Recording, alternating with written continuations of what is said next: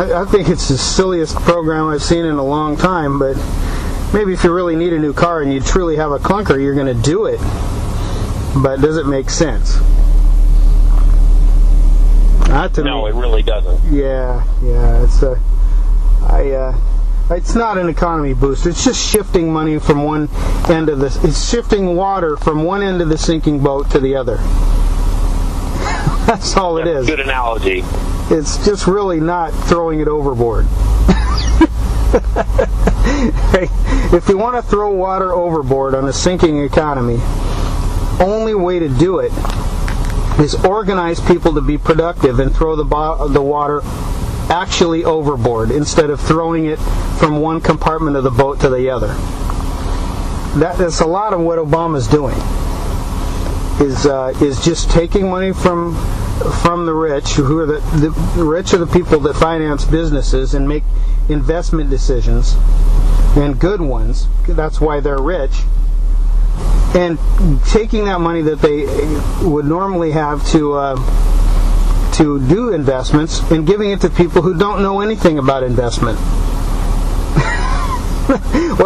Most people are really good. It's just doing a job that someone showed them how to do, and not investing and looking at long-term, projects and figuring out whether they're going to be profitable 3-5 years from now. Most people don't know how to do that, including me.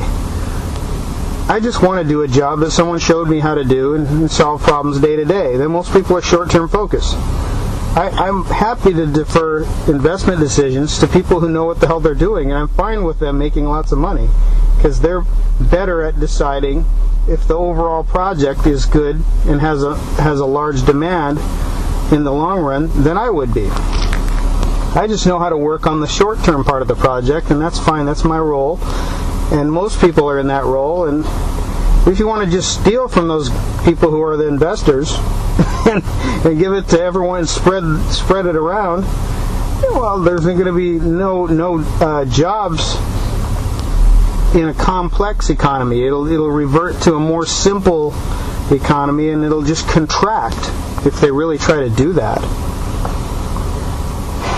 Correct. I'll tell you, the Cash for Clunkers program is, it's not even environmentally sound. They're handing out money for, if you want to go buy a 2009 Hummer, which averages like 15 miles per gallon. Yeah. You can get a Cash for Clunkers rebate. So you're going to net out no supposed environmental gains? Yeah. Usually on bills like this, what they're saying is that it's good for the environment and we're investing in our future, and we're really not. Yeah. How much does it cost to destroy a perfectly good car? At first it costs, and then it costs the economy the fact that you took a good car out of circulation. That would have been sold to someone who didn't have as much money and needed a clunker. Mm-hmm. Same thing they're doing with the minimum wage. They pass a nationwide minimum wage that's $7 and something.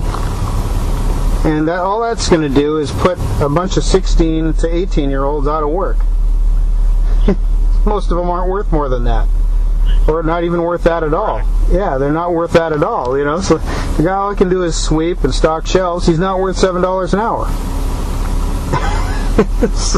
But, they say, it's not fair. Well, it's just true. Until someone builds their credibility to where,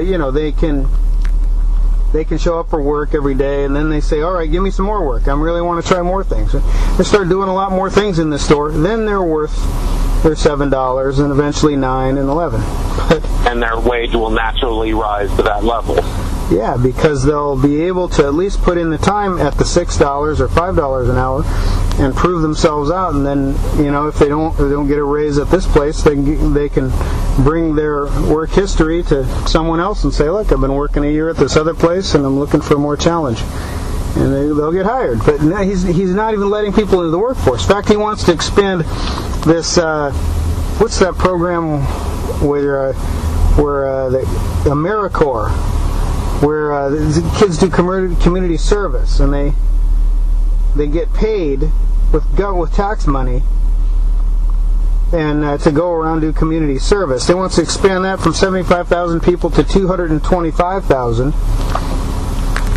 And well, that program at least invests in our communities. Yeah, in other words, they're doing something. But I see what he's trying to do, though. He's trying to create an ethic that says the government really is the service arm of, in the economy. Wants to kind of take it over. I mean, kind of a soft socialism coming in from that side.